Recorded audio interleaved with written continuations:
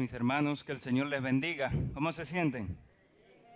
Bien, esperando, mejorando y a Cristo esperando. Damos gracias al Señor por este tiempo que hemos tenido en esta mañana. Nos hemos gozado, le hemos alabado.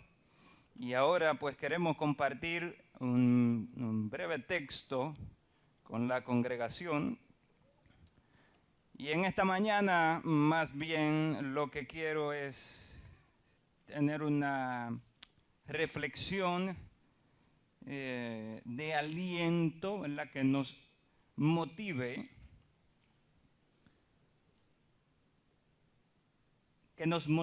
a cuidar del regalo más grande del cual hemos disfrutado. ¿Cuál es el regalo más grande que usted ha recibido alguna vez? ¿Cómo? La salvación. Yo pensaba que usted me iba a decir que el iPhone 12. Yo creo que no hay regalo más grande que la salvación, mis hermanos. No hay un regalo que haya costado más precio que la salvación.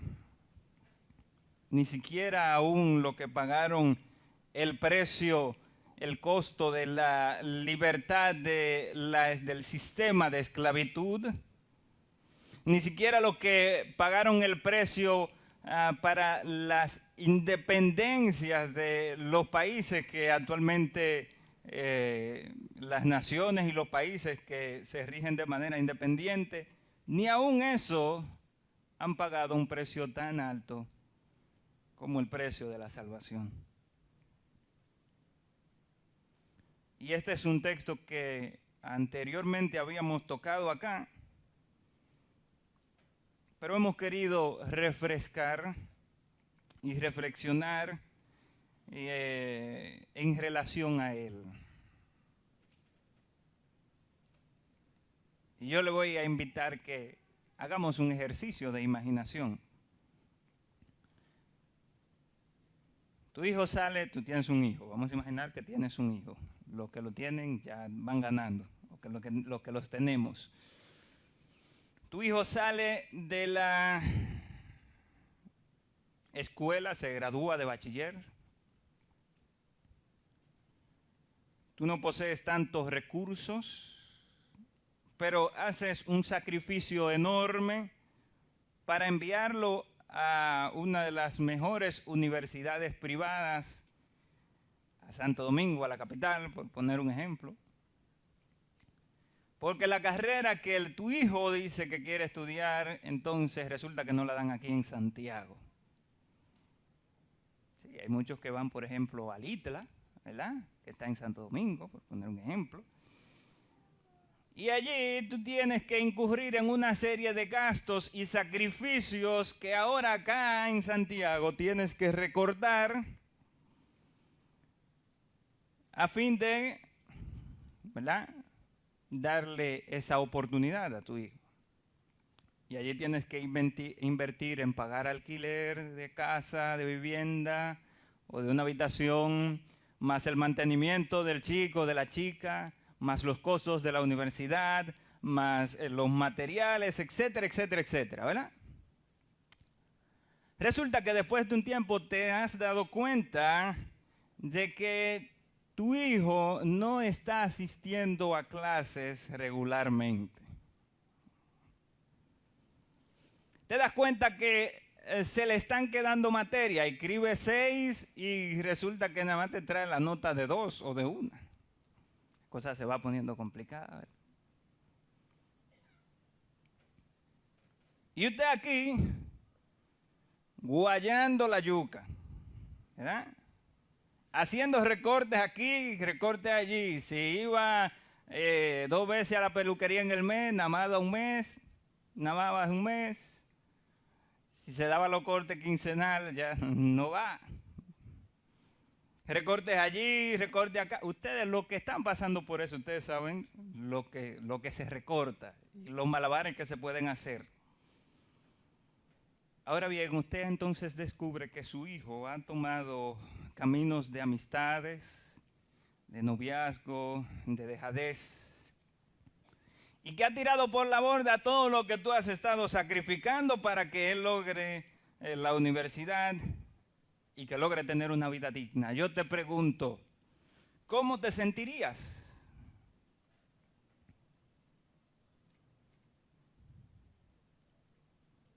O imaginemos lo siguiente. Tu mejor amigo o amiga cumple años. Tú sabes que le gusta la lectura, así que tú compras un libro muy costoso y se lo regalas. Tiempo después, estás en su casa, una tarde de un domingo, y miras hacia una esquina y ves que hay un libro tirado en el suelo, con la tapa destruida y un maltratado. Y tú vas y recoges el libro y cuando lo tomas, te das cuenta que en la página de dedicatoria decía ahí, felicidades en tus 25, fulano de tal, el nombre suyo, el libro que usted había regalado. ¿Cómo usted se sentiría?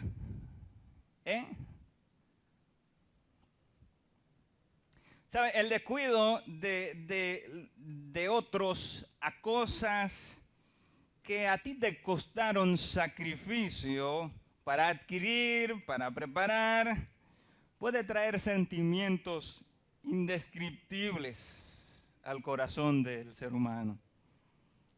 Y reacciones capaces de enfriar los más calientes corazones o las más hermosas relaciones. Y la pregunta más común que puede llegar a nuestra mente, a nuestro corazón, es la pregunta de ¿cómo es posible que tal cosa sucediera? ¿Cómo es posible que esta persona no valorara el esfuerzo que a mí me costó para yo conseguir esto, para yo adquirir esto, para yo darle esto o aquello?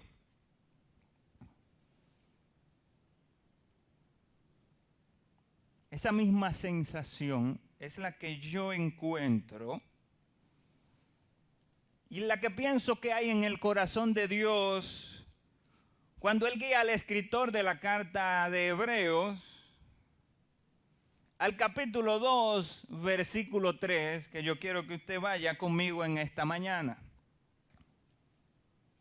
Porque cuando yo leo la exclamación que hay aquí, yo siento esa misma sensación que pudiese haber en tu corazón o en el mío cuando veo que alguien descuida aquello que a mí me ha costado sacrificio adquirir.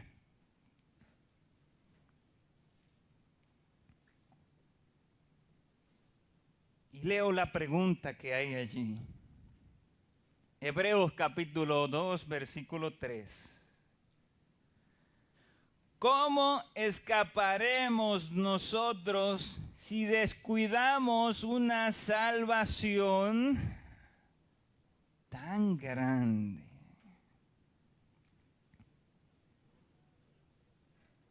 Aquí descubro uno de los llamados de atención más grande que podemos encontrar hacia la iglesia. Descubro al Señor mirando el regalo que le ha dado a sus hijos, a su pueblo, mirando la magnitud de lo que ha costado y la sensación que puede crear el ver que su regalo puede ser o está siendo despreciado por aquellos que los han recibido.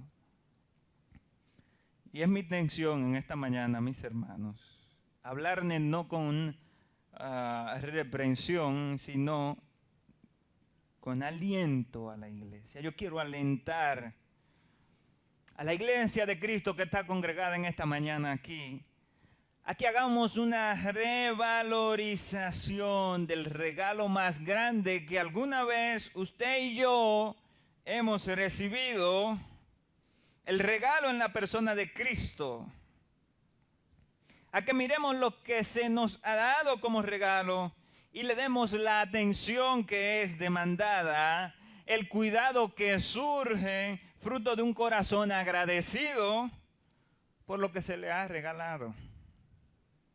Que hagamos que nuestro Señor se sienta satisfecho y complacido de cómo usted y yo vivamos por lo que Él hizo en nosotros. Así que le voy a invitar que entonces leamos entero estos 4 versículos, primero 4 versículos del capítulo 2, para que veamos entonces el contexto y lo que aquí dice de este texto y saquemos las verdades que en él podemos encontrar en esta mañana y así podamos ser bendecidos y transformados para la gloria de nuestro Dios. Y dice el versículo 1, capítulo 2, versículo 1 al 4 de Hebreo: por lo tanto, es necesario que con más diligencia atendamos a las cosas que hemos oído, no sea que qué cosa, nos deslicemos. Porque si la palabra dicha por medio de los ángeles fue firme, y toda transgresión y desobediencia recibió su justa retribución, ¿cómo escaparemos nosotros si descuidamos una salvación tan grande, la cual, habiendo sido anunciada primeramente por el Señor, nos fue confirmada por los que oyeron, testificando Dios juntamente con ellos, con señales, prodigios, diversos milagros y repartimientos del Espíritu Santo según su voluntad? Ahora bien, ¿cuál es el contexto donde se desarrolla este texto? En primer lugar, tenemos que entender hacia quién fue escrita la carta de los Hebreos y en qué periodo fue escrita. La carta, si lo estudias, cuando la lees, te das cuenta que fue escrita en un periodo antes de la destrucción del templo de Jerusalén. Y esto es evidente por la continua referencia que hace el escritor al sistema de sacrificios, de sacerdocios, de expiaciones, al antiguo pacto, y cómo se hace referencia en tiempo presente, o sea, que aún estaban ejerciéndose el sistema sacrificial en Jerusalén. Ahora bien, para los nuevos creyentes, los que comienzan a leer la Biblia, y para recordar nosotros, para entender esta carta y para entender aún el Evangelio mismo, hay que entender lo siguiente. Cuando usted va a Éxodo, Levítico, Números, Deuteronomios, usted va a encontrar allí que Dios escoge a un pueblo, el pueblo de Israel, los judíos. Lo escoge de manera soberana, no porque hubiese algo en Israel especial, sino porque Él quiso elegirlos. Y lo escoge para que ellos sean el pueblo de Dios. Y le dice: ustedes son mi pueblo, yo soy su Dios, ustedes tienen que obedecerme en todo lo que les ordeno. Y le dio entonces la ley escrita y el sistema que ellos iban a utilizar y cómo ellos se iban a regir en obediencia a Dios. Ahora bien, hay un problema. Israel no era sobrenatural. El pueblo de Israel era un pueblo compuesto por gente como usted y como yo. Por gente normales, que estábamos contaminados con el pecado, que tenemos una naturaleza caída, pecaminosa, una carne que está inclinada al mal, según nos enseña la Biblia. ¿Y qué pasaba entonces? Bueno, que las desobediencias de Israel continuamente hacían que la comunión con su Dios fuese interrumpida. Y Dios entonces, de manera providencial, estableció un sistema de sacrificios que simbólicamente representaban el arrepentimiento interno de los pecadores y el perdón divino. No obstante, la necesidad de sacrificios nunca terminó debido a dos cosas. El pueblo continuamente seguía pecando. Los sacerdotes tenían fallas, los sacerdotes pecaban, y los sacerdotes también, como eran seres humanos, como usted y como yo, morían y habían que reemplazarlos. Así que el pueblo de Israel, de manera simbólica de toda la humanidad, seguía necesitando un sacrificio perfecto y a un sacerdote perfecto. Así que este sistema de sacrificios que usted encuentra allí y de sacerdocio es una representación, un símbolo de lo que había de suceder por providencia divina, que es lo que vemos y encontramos en la persona de Cristo Jesús. Un sacrificio perfecto. Cristo fue el sacrificio perfecto. Ya no se necesita más sacrificio porque Cristo lo hizo. Amén. Pero también un sacerdote perfecto. Tal sacerdote nos convenía, dice en Hebreos, un sacerdote santo, sin mancha, sin contaminación, eterno de días. Así que esto era el símbolo de Cristo. En segundo lugar, la carta estaba dirigida a la o las congregaciones de creyentes judíos. O sea, gente judía que había crecido en el sistema judaico y había reconocido a Cristo como su Salvador personal, como usted y como yo, y que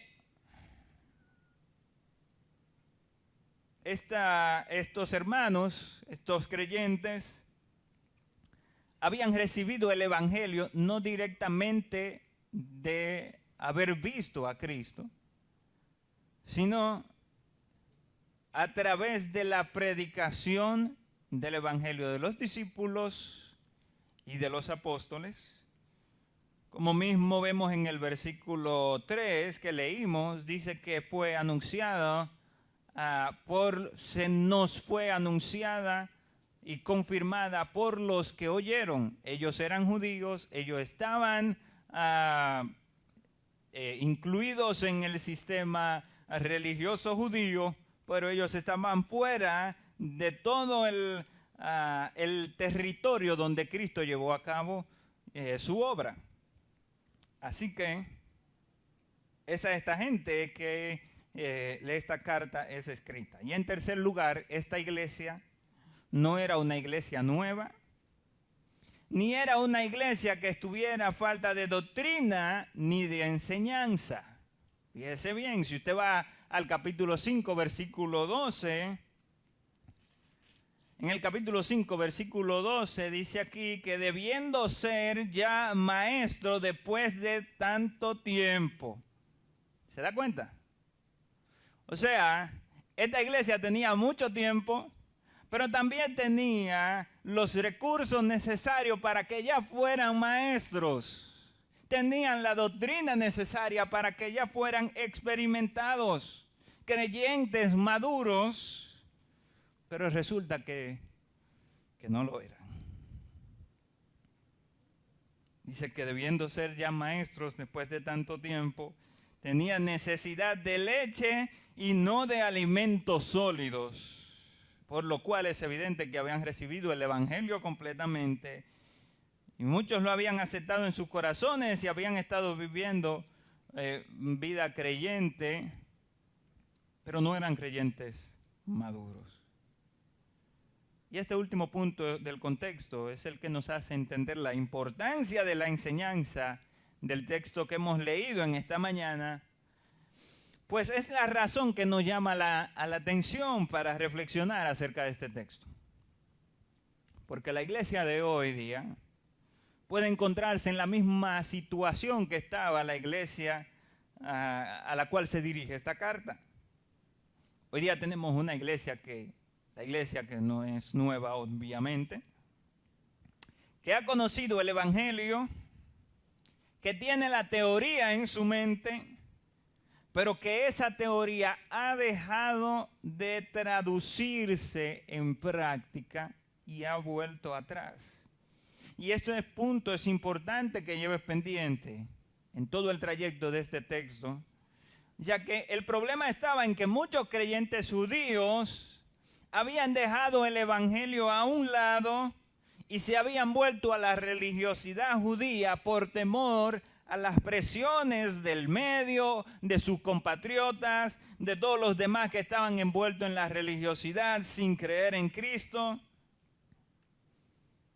Aquellos que una vez habían confiado únicamente en la obra de Cristo para salvación, ahora estaban volviendo atrás hacia el sacrificio de animales, a guardar el día de reposo, los días de reposo y establecerlo como un hecho de obras que ayudan a la salvación, etcétera, etcétera.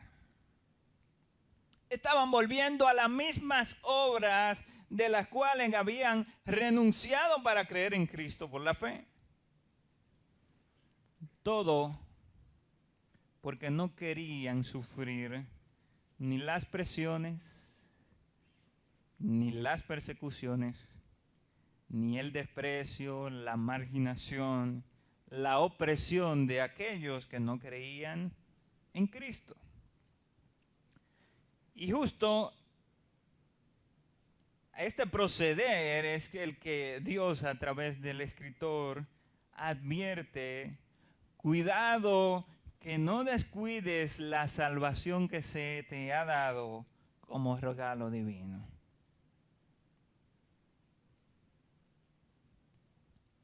Y tú puedes pensar, ven acá, pero lo que a mí me han enseñado es que la salvación no se pierde. Y que una vez que tú eres salvo, siempre salvo. Y si es así, ¿es posible volver atrás? Bueno, mira, en primer lugar, en este texto no estamos hablando de la seguridad de salvación. No es eso lo que trata el texto. Ahora bien, lo que sí el texto está tratando es acerca de la responsabilidad de los salvados de cuidar el tesoro que ha sido puesto en sus corazones. ¿Podemos retroceder a caminar por senderos que ya habíamos desechado? Cuando vamos al texto, en el versículo 1, lo primero que encontramos es que esto sí es posible. Por tanto, es necesario que con más diligencia atendamos a las cosas que hemos oído, no sea que nos deslicemos. En nuestras palabras, el escritor está dando por sentado la posibilidad de que esto ocurra.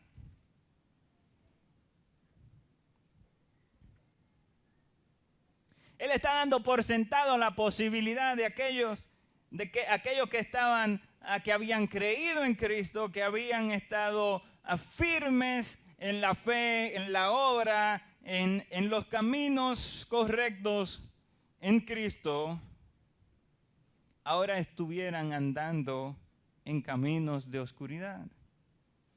Fíjese que el llamado del escritor es a vigilar con diligencia. Y si no existe tal peligro, entonces no hay que vigilar. Si no existe peligro de que se meta un ladrón a su casa, entonces usted no tiene que poner verja.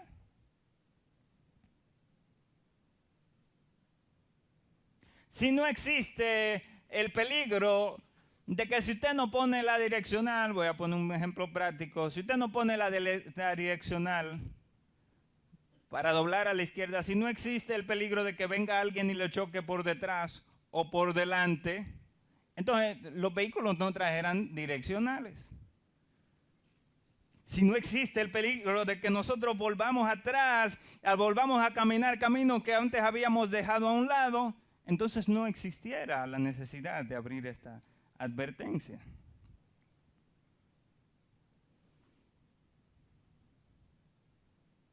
El llamado es a estar pendientes de las cosas que hemos oído y que hemos recibido. ¿Y qué era lo que habían recibido? No era solo lo que había expuesto en el primer capítulo de Hebreos,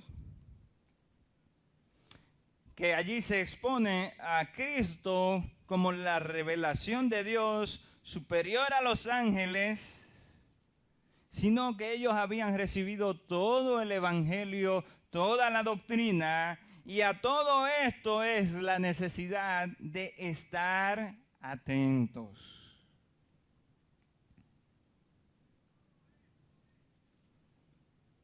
Así que hay una luz de alerta que usted y yo debemos colocar en nuestros corazones como una alarma que pueda dispararse y alertarnos de que no estamos atendiendo correctamente las cosas que hemos oído.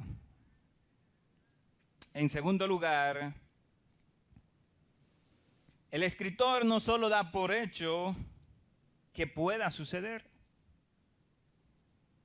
sino que también nos enseña la manera de cómo estas cosas suceden. Como sigue diciendo el versículo, es necesario que con más diligencia atendamos a las cosas que hemos oído, no sea que nos deslicemos. O más literal, el texto se puede traducir en que no sea que vayamos a la deriva.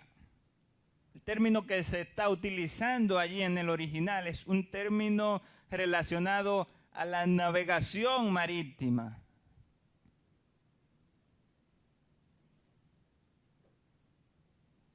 Quiere decir que es algo que sucede paulatinamente, sin hacer mucho ruido, prestando atención a otras cosas, ocupándote más tiempo en otras cosas y descuidando estas.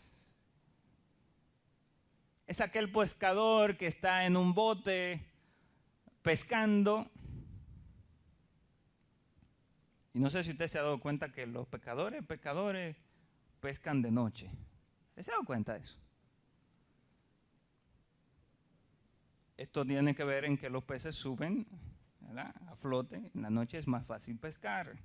Ahora bien, esto tiene que ver con que el pescador está allí atendiendo a la pesca, atendiendo a su red, pero no se está dando cuenta que el bote se está yendo lentamente, arrastrado por una corriente que no se da cuenta, pero que lo está llevando a un punto donde regresar le va a ser muy difícil.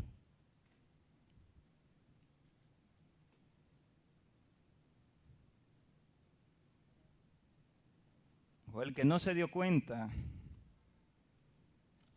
de que su bote no quedó bien amarrado y de que este se soltó y se está yendo lejos,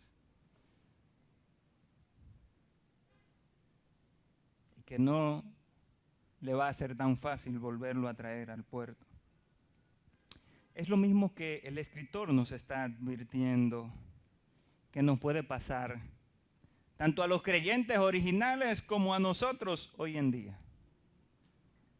De pronto tenemos que abrir el negocio más temprano, porque por la mañana entonces, ahora con la pandemia, como hay toque de queda, hay toque de queda a veces. Entonces usted comienza a abrir más temprano porque la gente está saliendo más temprano y entonces se están consiguiendo algunos clientes y ahora usted se levanta más temprano porque va a abrir el negocio. Y entonces comenzamos a descuidar el tiempo de la lectura y de la oración en la mañana, porque tengo que salir a aquello que comienza a ocuparnos más. De pronto los domingos están llegando más clientes. Y comienzo a tomar trabajos, porque la cosa está dura, ¿verdad? Y entonces comienzo a descuidar el tiempo del Señor. Un colmadero, no sé si aquí hay colmaderos, que antes los domingos no abrían en la mañana porque iban al culto, pero ahora la situación, ¿verdad? Ahora como está dura, entonces, y el pollo, están comprando poco pollo y la cosa está, ¿verdad? Entonces comienzo a abrir algunos domingos y ¿me va entendiendo? En la casa, los oficios que nunca se acaban. Todos los días hay que hacer más cosas. Como diría el filósofo Samuel Einstein, que hay 3 cosas que nunca se acaban: la sed humana, la ropa sucia en el hamper y la loza en el fregadero. Todos los días hay que hacer más cosas en la casa. Hay que atender más cosas, que los niños, que los regueros, que la visita, etcétera, etcétera.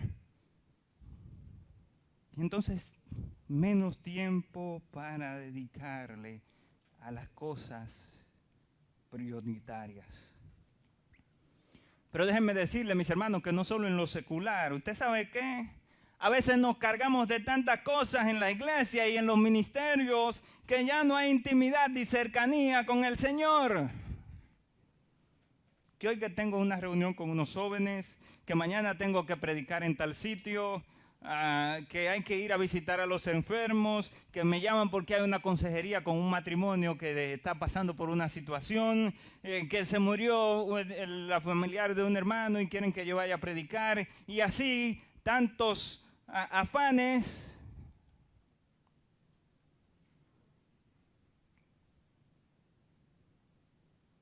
Que nuestra atención a las cosas prioritarias, al Evangelio, a la intimidad con el Señor, para que nos fortalezca cada día, puede irse descuidando al punto de irse a la deriva. ¿Y cuál es el resultado de esto entonces? Que comenzamos a ceder al pecado, mis hermanos. Y por lo general terminamos volviendo a las cosas de las cuales el Señor nos rescató. Nos alejamos del vínculo del Señor y por ende vamos perdiendo las fortalezas para luchar contra la corriente. Separados de mí, nada podéis hacer.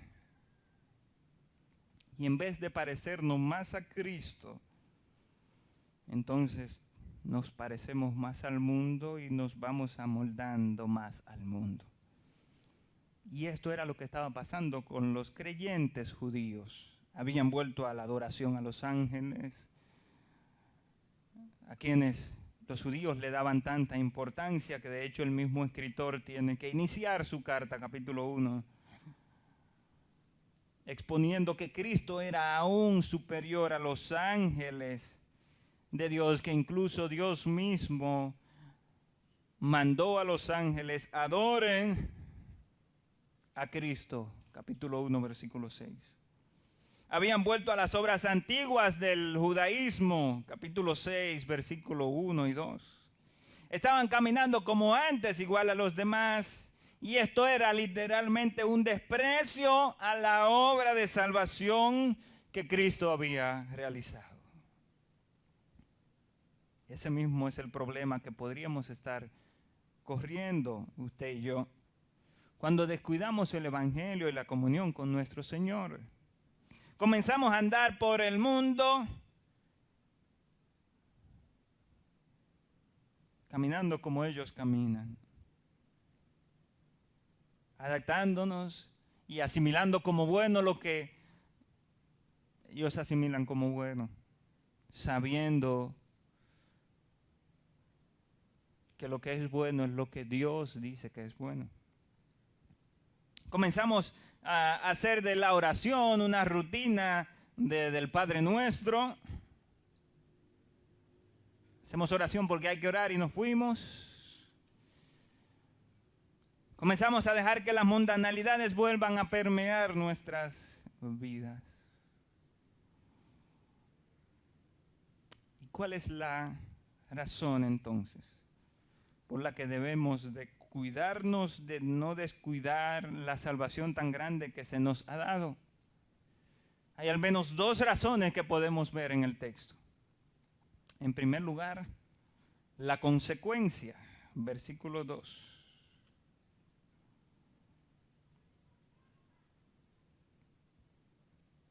Porque si la palabra dicha por medio de los ángeles fue firme, y toda transgresión y desobediencia recibió justa retribución.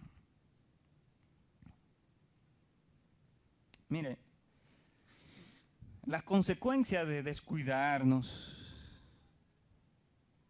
en la comunión con nuestro Señor son tan serias y verdaderas que el escritor la pone en contraste a las consecuencias de lo que desobedieron la ley mosaica dada por medio de ángeles. Como fue Dios tan justo cuando aplicaba el castigo divino a los que desobedecían, aquella ley, aquellas cosas que en escala era menor a Cristo, están en contraste entonces con estas cosas que son dadas y que son hechas por Cristo mismo. Aquellos judíos creyentes que estaban tan familiarizados con el sistema de la ley mosaica, con la ley dada por Dios al pueblo de Israel, ellos estaban tan familiarizados con ella y sabían cómo las consecuencias de haberlos desobedecido una y otra vez terminaban en castigo para el pueblo.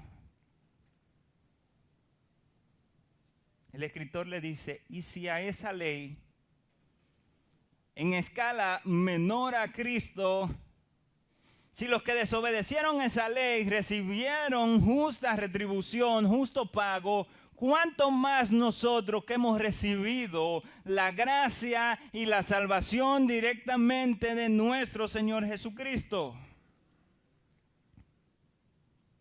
Ese es el hilo de pensamiento que sucede entre el versículo 3 y el versículo 4.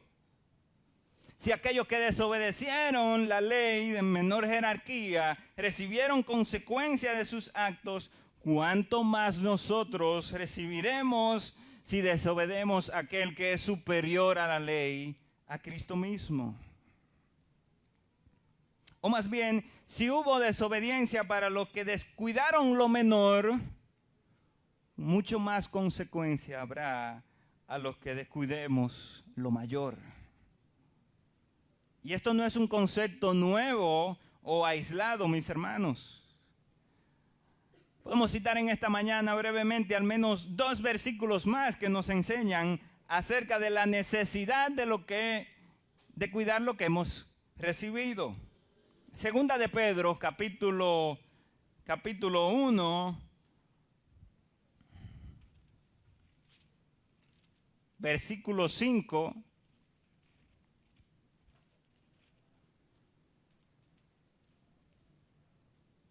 Dice allí, vosotros también poniendo toda, ¿qué cosa? Vosotros también, segunda de Pedro 1:5, vosotros también poniendo toda diligencia. ¿Ya usted le escuchó esa palabra en el texto anterior? Poniendo toda diligencia por esto mismo, Añadid a vuestra fe virtud, a la virtud conocimiento, al conocimiento dominio propio, al dominio propio paciencia, a la paciencia piedad, a la piedad afecto fraternal, al afecto fraternal amor. Porque si estas cosas están en vosotros y abundan, ¿qué va a pasar? No dejarán estar ociosos ni sin frutos.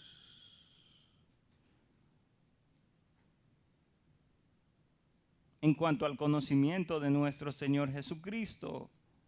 Pero el que no tiene estas cosas tiene la vista muy corta, es ciego, habiendo olvidado la purificación de sus antiguos pecados. Mire aquí el mismo concepto transmitido. El mismo llamado de atención lo hace el apóstol Pedro en este caso, diciendo que si usted no procura con diligencia cuidar de esto, procurar estas acciones, puede hacer que entonces usted termine descuidando, porque entonces quedaría ocioso y sin fruto. ¿Y qué dice? Habiendo olvidado la purificación de sus pecados antiguos, se olvidan de que de donde se habían sido sacados, ¿verdad? Entonces ellos han vuelto allí. Y dice el versículo 10, por lo cual, hermano, tanto más procurad, el mismo énfasis, procurad hacer firme vuestra vocación y elección, porque haciendo estas cosas no caeréis jamás.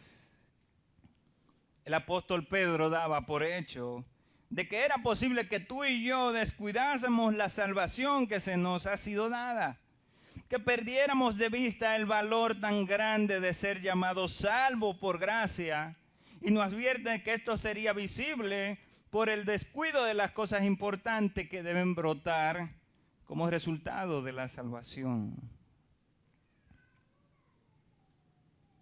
Filipenses capítulo 2, versículo 12, un texto que pudiésemos recitarlo de memoria. Allí no está hablando Pedro, ni está hablando el escritor de la carta a los hebreos. Aquí hay otro apóstol que está acentuando la misma idea. Filipenses 2:12 dice, por tanto, amados míos, como siempre habéis obedecido, no como en mi presencia solamente, sino mucho más ahora en mi ausencia. ¿Qué cosa? Ocupaos de vuestra salvación con temor y temblor. El apóstol alienta allí y exhorta a los creyentes en Filipos que debían poner su esfuerzo y ser diligentes en llevar a cabo los resultados de la salvación en sus vidas. Es un asunto de doble vía, mis hermanos, mis hermanas, entre el Señor y nosotros. El Señor nos da la salvación de manera gratuita, pero hay una responsabilidad que se asume al recibir el regalo gratuito de la salvación. ¿A usted de perder la salvación al descuidarla? No. Pero de igual manera recibimos la obligación de evidenciar los resultados que suceden en nosotros por haber sido salvos, y esto es lo que Dios quiere ver en nosotros, mis hermanos. Dios quiere que seamos creyentes, que valoremos la magnitud de la obra de salvación que se nos ha dado. Que recordemos el precio que fue pagado para que nosotros alcanzásemos la entrada a la vida eterna. Que valoremos la magnitud del regalo que se nos ha dado. Y que debemos entonces procurar a todas cosas que se refleje en frutos agradables a aquel que nos amó, nos salvó y nos dio la vida eterna. Fíjese que el escritor del texto que estamos viendo no se enfoca en distinguir cuáles son los castigos que podrían recibir, sino le está diciendo, miren, esto es seguro que suceda sin distinción alguna cuando alguno se descuida. Si vamos al capítulo 12 del mismo Hebreo, versículo 4 al versículo 11, el mismo escritor allí entonces explica un poquito más.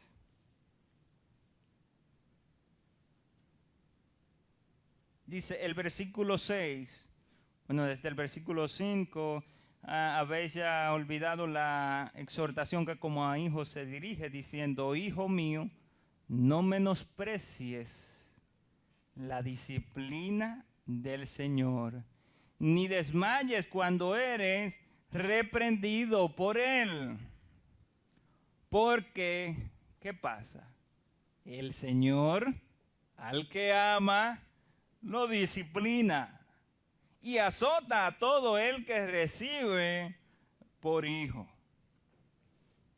O sea que la muestra del amor del Señor es que nos va a disciplinar cuando nos descuidemos en nuestra comunión y relación con el Señor. Nadie que ama a alguien de verdad deja verlo, lo ve en algo malo y no va y le corrige. Si usted ve a su hijo o a su hija en malos pasos, usted que ama a su hijo o a su hija, usted no va a ir donde él y le va a llamar y le va a explicar y le va a aconsejar y le va a corregir.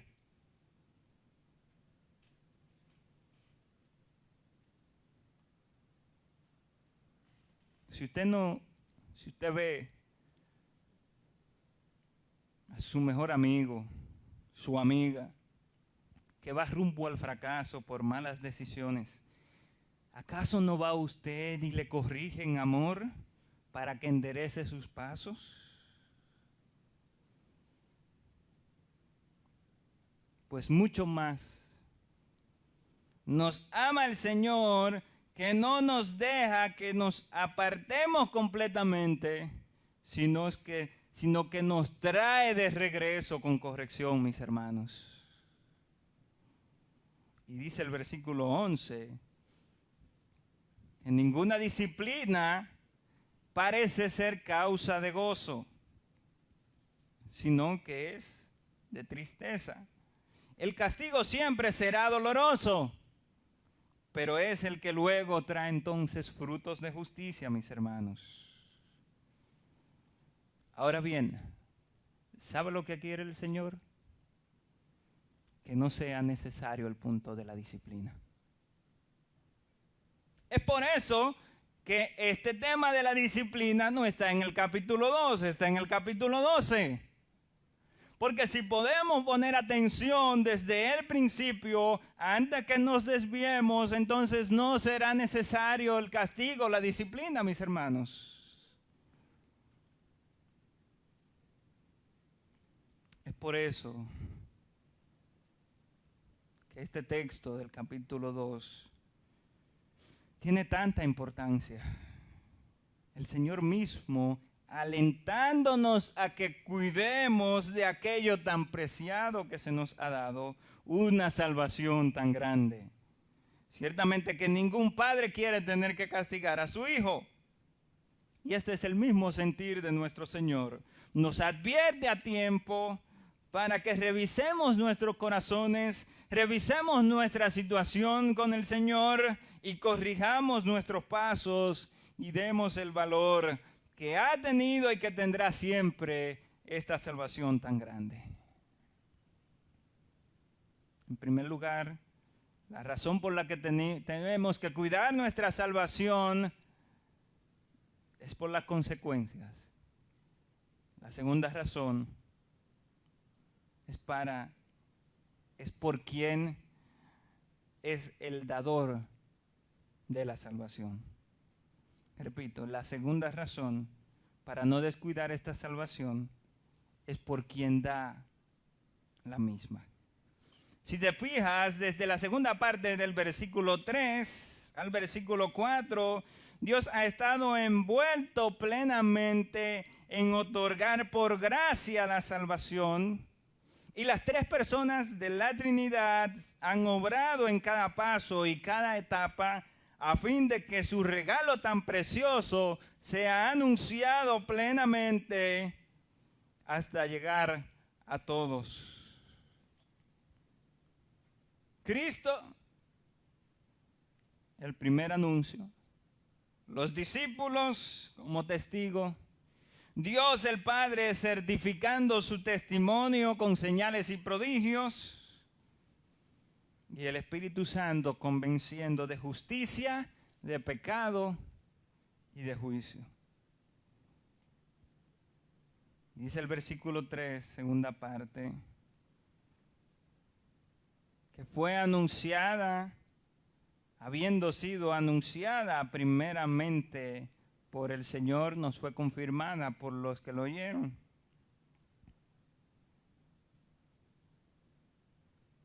Dice que fue anunciada primeramente por Cristo, por el Hijo, aquel quien es la revelación suprema del Padre.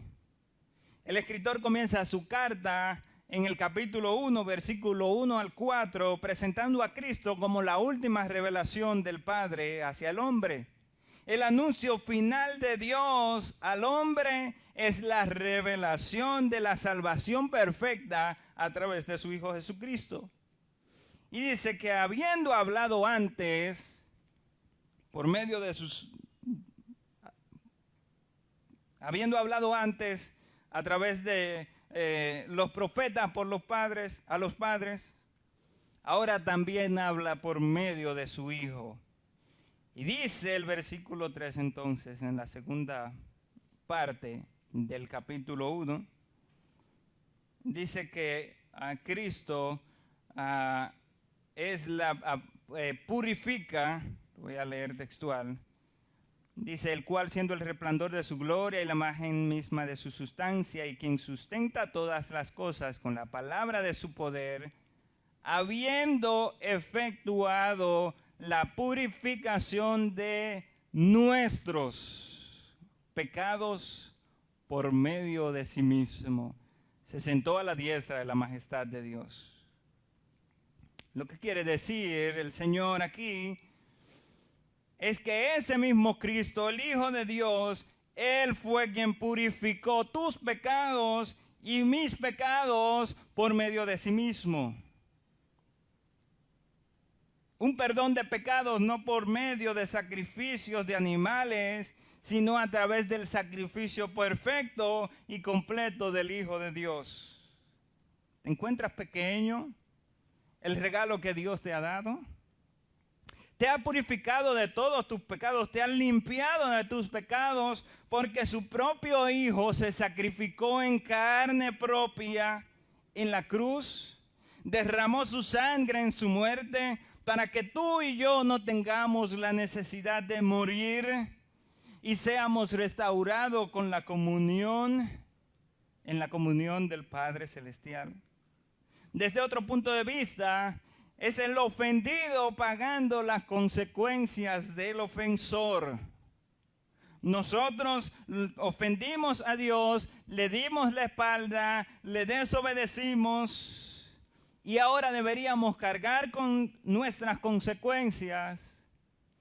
Pero Dios mismo entonces dice, voy a asumir el precio para restaurarte a ti y a mí consigo mismo. ¿Te es poca cosa? Por eso es la exclamación del escritor. ¿Cómo descuidaremos una salvación tan grande? Y yo te pregunto en esta mañana, mi hermano, ¿cómo descuidamos una salvación tan grande? Por lo cual les aliento, les exhorto, mis hermanos, a que cada día, cada minuto que pasa, sea marcado por vidas que hayamos entendido la magnitud del regalo que tenemos en nuestras vidas, de ser llamados hijos de Dios. Y que entendiendo el precio que se ha pagado por ella, resplandezca entonces en toda nuestra manera de vivir. Que llevemos frutos espirituales que resplandezcan la comunión que hay entre Dios y nosotros. Que nos llenemos cada día de los recursos impartidos por Dios en su palabra, para que vivamos una vida de intimidad con el Señor. Que hagamos que por nosotros se cumplan las palabras del Señor dichas en Isaías 53, profetizadas allí, que dice que Cristo dice: veré el fruto de mi aflicción y quedo satisfecho.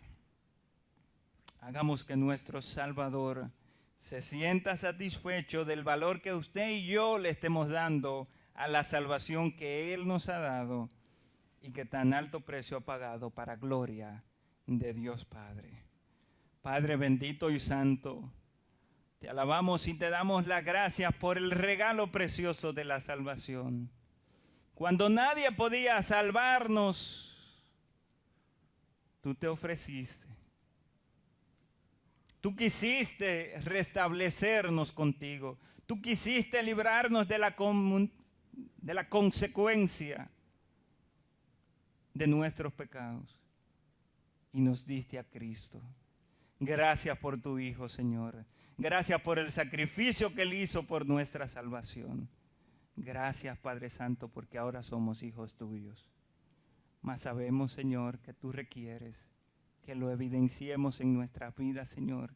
Y es lo que te pedimos, que nos hagas recapacitar, que nos hagas ver en nuestras conductas, en nuestras vidas, en nuestra manera de vivir, y que refresquemos la comunión contigo, nuestro Señor.